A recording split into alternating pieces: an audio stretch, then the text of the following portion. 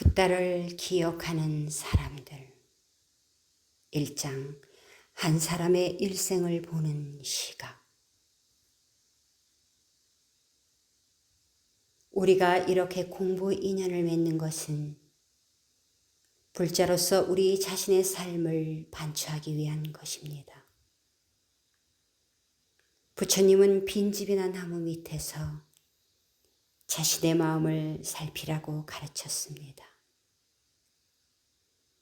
삶을 반추하기 위해서 가장 필요한 것은 자신의 삶을 있는 그대로 보는 것입니다.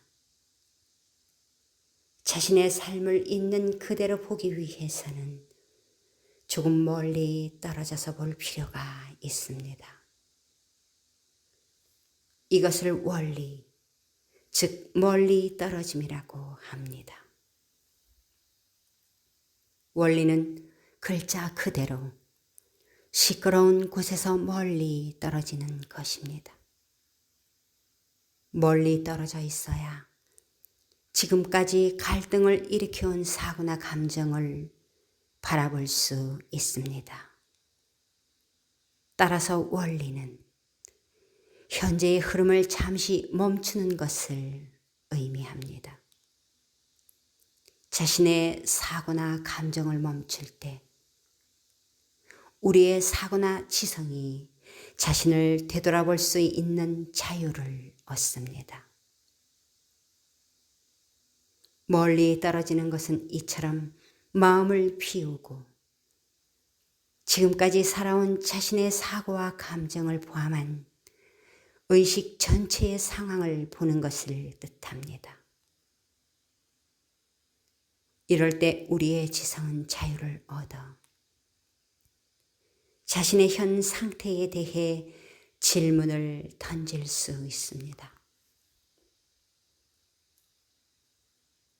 어린 아이들은 사물을 대할 때마다 질문을 합니다. 아직 전통을 그대로 받아들이는 것에 익숙하지 않기 때문입니다.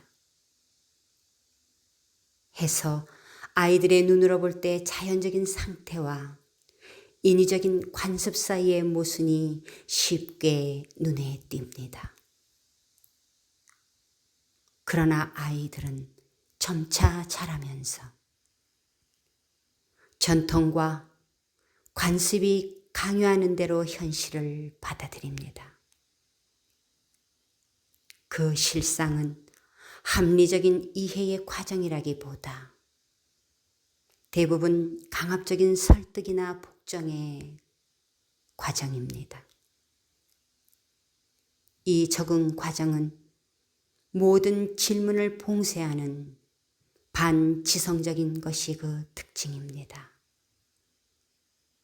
그래서 아이들은 커가면서 점차 질문하는 일이 줄어듭니다.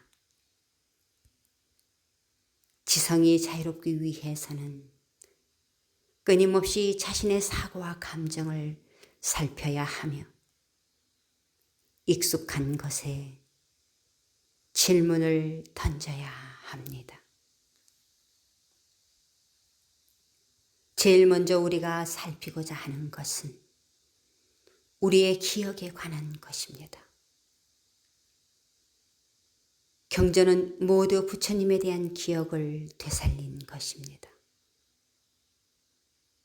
그러므로 기억에 대해 잘 이해하면 경전 자체의 전체적인 성격을 이해할 수 있습니다. 즉, 누가 언제 어떻게 결집하고 수정하고 보완했는지 알수록 경전의 내용에 대해 객관적인 이해를 할 수 있습니다. 옛날에는 예언서가 많았습니다. 언제 전쟁이 난다거나 아무개가 왕이 된다는 이야기를 적은 책이지요. 정감록이 좋은 예입니다. 이런 책의 전후 성립 배경을 모르고 읽으면 그 내용을 맹목적으로 믿게 됩니다.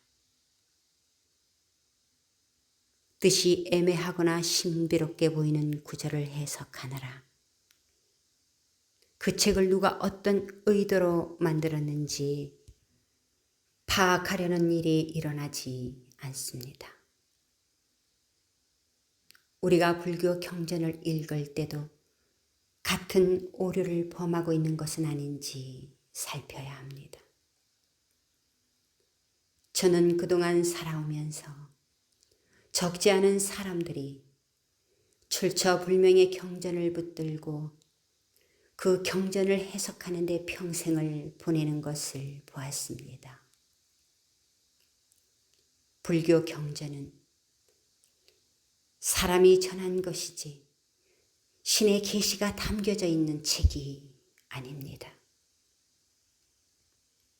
따라서 경전에는 경전을 전하는 사람의 관심과 기억이 담겨져 있습니다.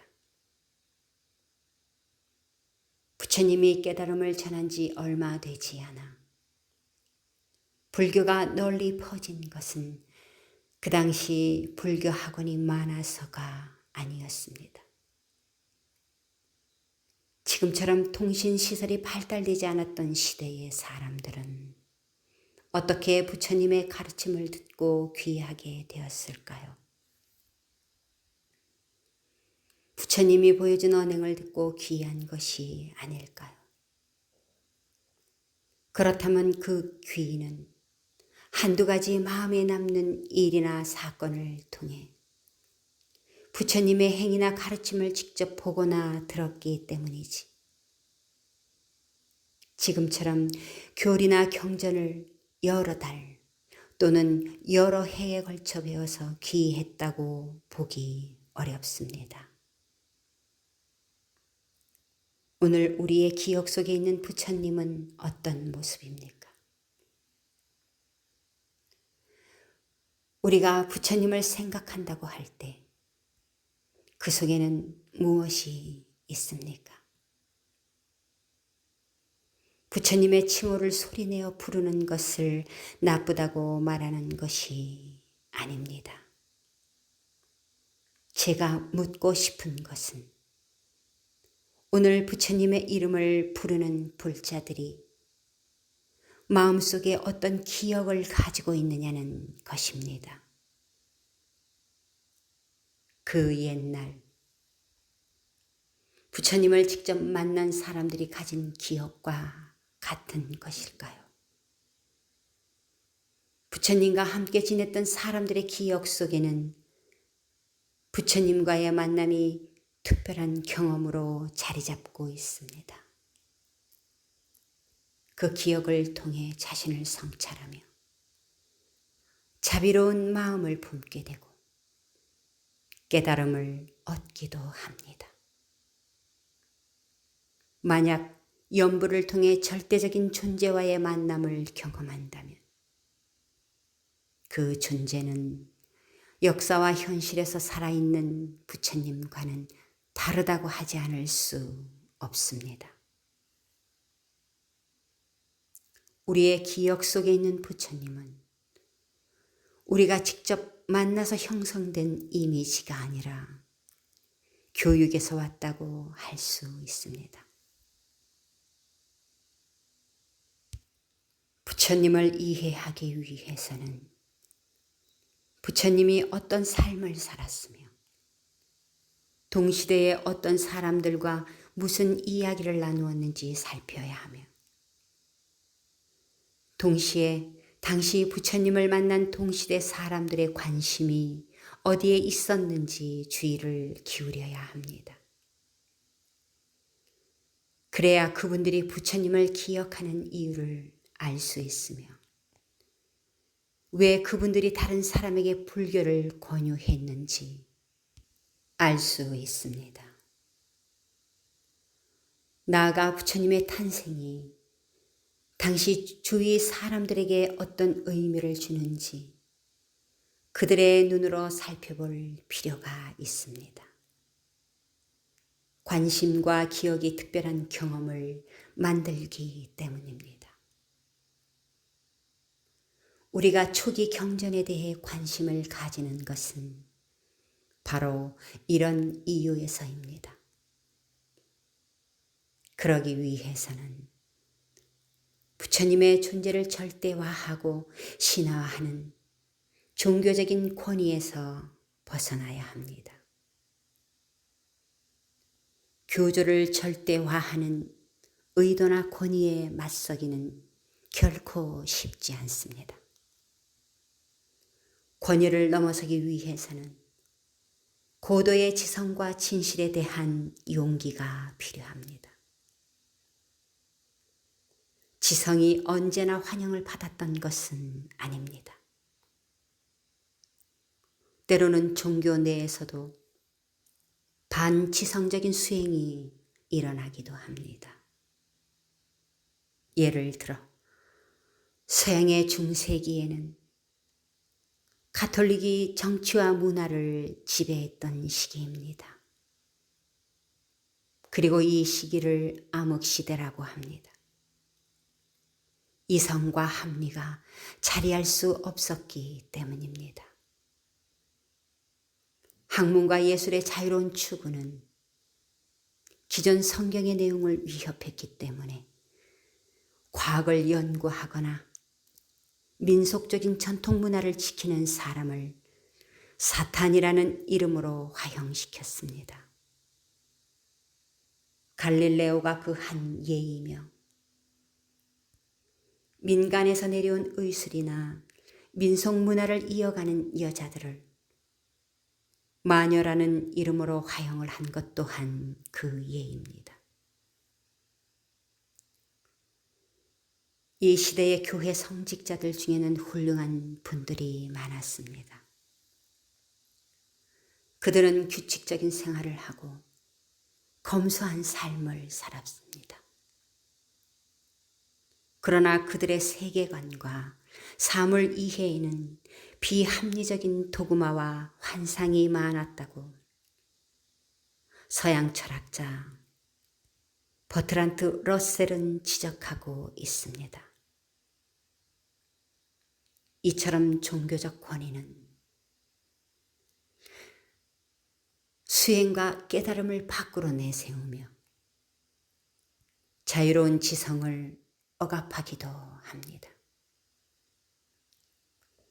불교가 현실의 고통을 외면하고 있다면 이상과 현실에 대한 괴리를 자각할 수 있는 지성이 억압되어 있기 때문입니다.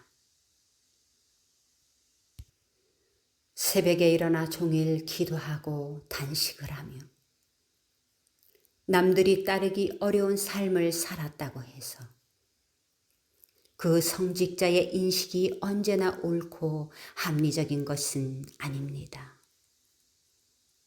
러셀이 지적했듯 서양 중세기의 역사가 이를 증명합니다. 마찬가지로 우리의 지성이 우상의 통굴에서 벗어나기를 원한다면 권위나 모방도 거부해야 합니다. 부처님은 누가 아무리 전통과 권위를 가지고 가르치더라도 스스로 경험해서 결과가 일치하지 않으면 진리가 아니라고 말했습니다. 부처님 당시에도 부처님보다 더 오랜 세월 고행과 선정을 한 수행자들이나 스승들이 많았습니다. 그러나 부처님은 선정과 고행을 아무리 오래 수행했더라도 그 사람의 실제 삶이 미움과 탐욕에서 자유로웠는지 살피라고 말씀했습니다. 우리는 2500년 전에 석가모니 부처님을 직접 만날 수 없습니다. 그러나 부처님을 만난 그 당시 사람들의 기억을 통해서는 만날 수 있습니다. 그러기 위해서는 당시 부처님을 만난 사람의 관심이 어디에 있었는지 이해해야 하며 그들이 왜 부처님을 지혜와 자비의 존재로 기억했는지 탐구할 필요가 있습니다. 이렇게 부처님을 관심과 기억의 대상으로 현실과 역사에서 하나의 특별한 경험으로 이해할 때 부처님의 가르침과 부처님의 깨달음과 자비가 살아있는 모습으로 우리에게 다가올 것입니다.